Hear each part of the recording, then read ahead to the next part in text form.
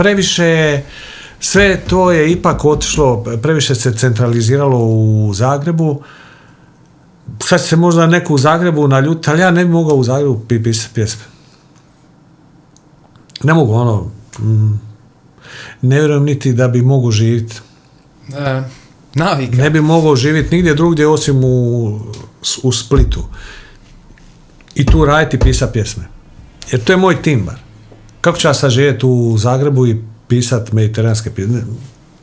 Da, nećeš ih osjetiti. Mislim, hoćete... Ne, počneš se otuđivati. Da.